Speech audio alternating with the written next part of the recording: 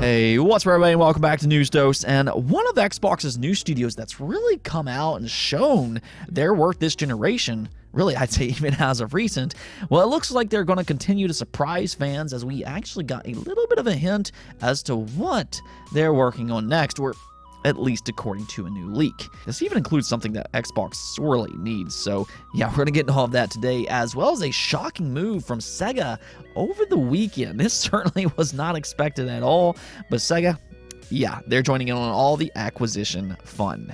As always though, do hit those buttons below, it helps the channel an absolute ton. But without further ado, let's just go and jump right into it, starting off with our first topic of the day. And actually, speaking of surprises, we're going to go ahead and talk about Lawbreakers. Yeah, you probably haven't heard about this game for a while, but if you don't know what Lawbreakers is, this was a new arena shooter from Cliff Bleszinski, the former Gears of War creative director. His newly found studio, Boss Key, went on to release Lawbreakers back in 2017, and even though, yes, this was a fun, overall, well-made game, it, however, unfortunately failed to separate itself from other shooters on the market, most notably being Overwatch. It did launch right around the same time as Overwatch came out, and a lot of people did kind of compare the two, with them both having some hero-based elements. Truthfully, though, I'd say that Lawbreakers is more like Unreal Tournament, as Cliff did work on that previously as well, but ultimately Lawbreakers just never could get past that mantra, and eventually it was shut down alongside his studio. But that's the thing, because here we are now 6 years later, and Lawbreakers is back in the news once again because Cliffy B himself posted this. Just got a text from my lawyer about Lawbreakers. Stay tuned. He then added a little bit more context by saying apparently people are sniffing around saying who has the rights to it, and my legal team is like, and then it has that Spider-Man meme where they're kind of pointing at each other back and forth. So now there's suddenly a lot of speculation that either Cliff Bleszinski himself or maybe even somebody else is interested in maybe reviving Lawbreakers. Now, I know some people might wonder why. Why would you revive a previously failed game like this? But again, this was a rather solid game. Its timing, was just terrible, with Overwatch being its main competitor. But maybe if they brought it back and changed a few things here and there, maybe it could fare just a little bit better under a new launch. Now, to be fair though, even though somebody's looking into the rights of Lawbreakers, that doesn't necessarily mean it's coming back. That right now is the speculation, but this could be for something entirely different. But I will say this much. I would like to see Cliff Bleszinski come back to game development. I know he can be a little outspoken at times. Not everybody likes him for that reason, but he is still a great creative director, all things considered, and I'd personally like to see him attempt to return once again. Now, we also got an update for From Software's next game, Armored Core 6. I know a lot of people are looking forward to Elden Ring's big expansion. I am as well. But Armored Core 6 is their next full-fledged game. It's also quite a bit different from the Soulsborne games, which I think that alone is pretty interesting, because I do want to see what this studio has learned over the years.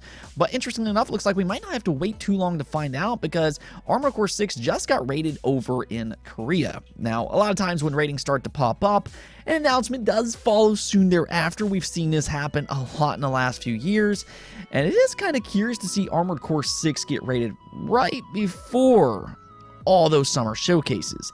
Now, is that possibly just a coincidence, or maybe something more? Do keep in mind that Elden Ring did get a big reveal at the Summer Game Fest a few years back. They obviously had a lot of success with that, so maybe they partner up with Jeff Keighley once again for a big Summer Game Fest reveal with its official release date. Either which way, Armored Core 6 does look like it's well on track to release during its planned 2023 release window. Now, let's go and get into this Xbox leak, though, because if you're a fan of one of their newest studios, Tango Gameworks, I think that you're going to probably be pretty excited about this. I think that this is a studio that's really starting to make a name for themselves. Last generation, they were kind of viewed as more of a strictly horror-based studio headed up by the legendary Shinji Mikami.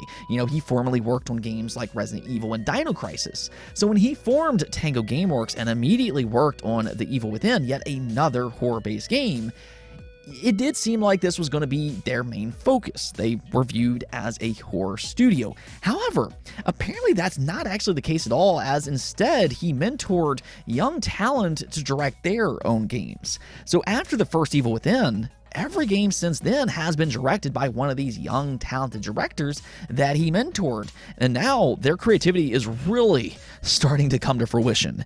In just the last year or so, they've released Ghostwire Tokyo and then also Hi-Fi Rush, both in which are vastly different from one another and also vastly different from The Evil Within 1 and 2, yet all of these games have been relatively well received from both critics and fans alike. So what they're doing is working very well. Ghostwire Tokyo, that just released on Xbox with its newest update, do go check it out, but it currently has an 83 overall score on Metacritic. Hi-Fi Rush right now is the highest rated completely new game to release in 2023 with an 89 overall score, which I think is telling right there. So what we're seeing here is that this studio is completely capable of pretty much anything, it seems. This is certainly not a horror-only studio like many of us originally thought.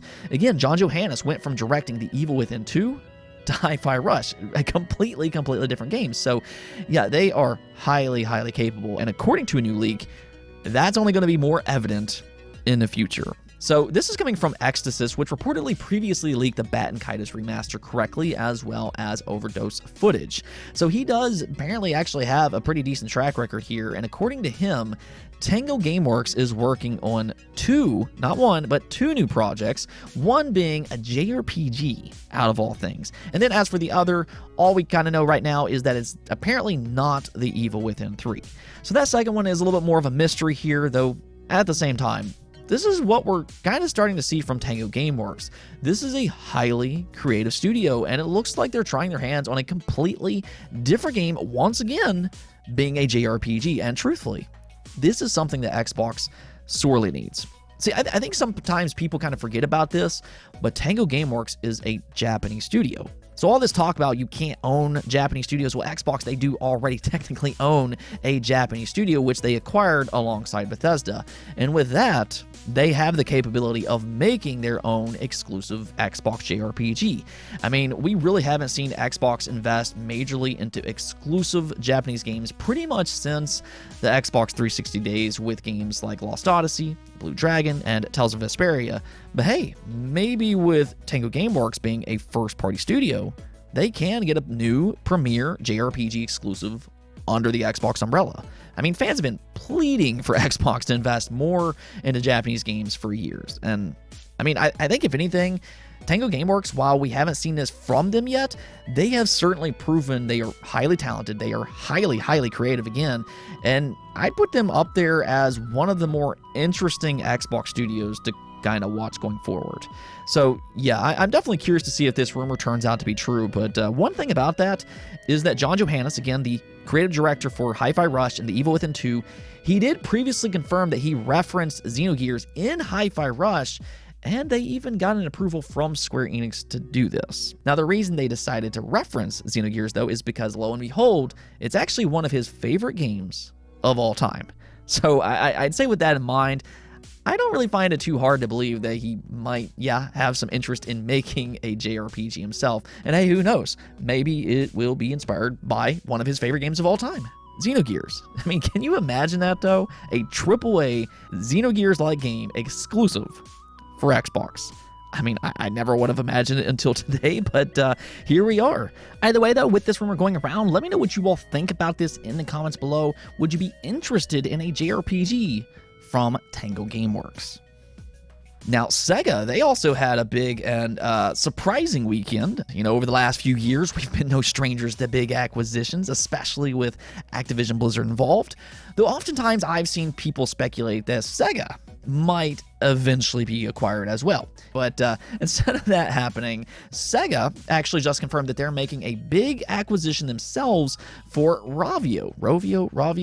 I don't really know, but it's the studio behind Angry Birds. That's the most important part here. But Sega acquired them for roughly $775 million. Rovio's board and shareholders have already approved the buyout, and currently it's expected to go through by the end of September 2023, in which then Sega would be the new new owners for Rovio and the Angry Bird franchise. Now, this is a rather interesting acquisition, though. It did come at a pretty high price here, so it is a little surprising to see Sega drop that kind of money on Angry Birds. Though, to be fair, at one point in time, Angry Birds was absolutely one of the biggest mobile games out there, and it even spawned its own movie. So if anything else, Angry Birds is a very recognizable IP. Yes, it might be a little past its prime, but under Sega's leadership, maybe they can kind of bring it back to its pinnacle once again.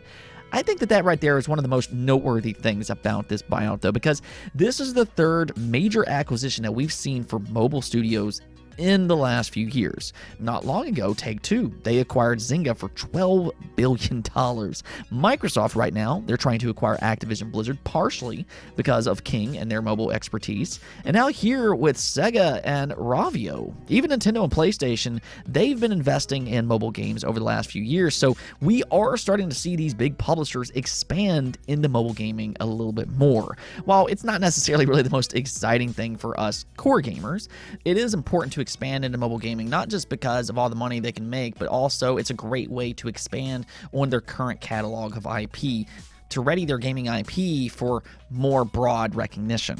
That there, though, that's kind of the thing, because while Rovio could help Sega on the mobile forefront, there's also the potential that Sega could bring Angry Birds over to core gamers as well. Maybe they'll make a big AAA Angry Bird game in the future. Now, I kind of wonder what that would be like, but who knows? That could happen with them now being under Sega.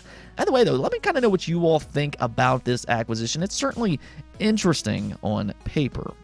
Now, speaking of acquisitions, though, we do have another quick update for the Microsoft Activision Blizzard buyout. The South Africa Competition Commission did just approve the deal unconditionally, which means this is yet another regulator that approved the deal without seeking concessions. Microsoft is completely free to do what they want with Activision Blizzard in this region, which is a big win for them. Now, with that said, all things considered, we still do need to see what big regulators decide, like the CMA, the EU, and the FTC. Those are the really important ones. But the good news here for Microsoft is they have been approved in 6 regions now, including Saudi Arabia, Brazil, Chile, Serbia, Japan, and now South Africa. So things are moving along here, and even if a small win, it is still a win for Microsoft, all things considered. And with that, a lot more movement should happen over the next month or so. And as always, go and stay tuned, because I'll update you all every step of the way. Let's go take a look at the poll of the day, though, and this one was a tough one here, but I asked you all if Xbox could provide just one dormant IP this generation, which would you most want it to be? And as you can see here, the winner came away as being Banjo-Kazooie with 33% of the votes. 24% of you all voted for Lost Odyssey, 18% of you all voted for Conquer, 17% voted for Killer Instinct, and then 8% for Other. I mean, honestly, I feel like I would have been okay with any one of these winning. I want a sequel for all 4 of these games, to be quite honest, though I am very, very happy to see Banjo-Kazooie take 33% of the votes. It's actually crazy that Microsoft, for whatever reason, has just kind of completely abandoned this IP. I get it that Rare wants to move on from Banjo-Kazooie, but hey, let's just give it to another studio and let them work on it instead. Fans deserve Banjo-Kazooie, and I mean, we saw it happen with the Smash Brothers Banjo reveal. Fans went crazy over that announcement, yet for whatever reason, Nintendo's seen more Banjo than Xbox has in like the last decade. What is this? I don't know. Microsoft just, they don't make any sense sometimes, but you know, it is what it is. Lost Odyssey coming in at second place, though, with 24% of the votes. I was very happy with that. That is, in my opinion, one of the best JRPGs of all time. It is the true Final Fantasy 13 in a lot of ways. It does play very similar to old Final Fantasy games. It was created by the father of Final Fantasy himself, Hironobu Sakaguchi, and it is a flat-out amazing game. I mean, we were talking about it earlier that, Xbox needs more Japanese games, and hey, Lost Odyssey, a Lost Odyssey sequel, that would be pretty awesome. Conquer, that's another one of my all-time favorite games. Killer Instinct, you all have heard me praise this game in the past. It's actually in my top 5 most played Xbox games of all time. Considering the quality of the last game, this game absolutely needs a sequel as well. Though I think the big question for this one is just who is going to develop, not if, it's just who is going to develop it. There is a rumor that Bandai Namco might be working on it, but nonetheless, yes, this was a very hard choice to make. I want all 4 of these games to happen, but if I had to go with just one, I'm going with you all as well. I'm going to go with Banjo-Kazooie. This is just a game that it's ridiculous that Xbox hasn't worked on it already, but hopefully this will finally be the generation it happens. I guess we'll see, though. Anyways, though, that's it for this episode. But if you liked the video, don't forget to bell notification and subscribe button for more content just like this. Also, if you'd like to support the channel through Patreon, thank you for making this content possible. Peace out.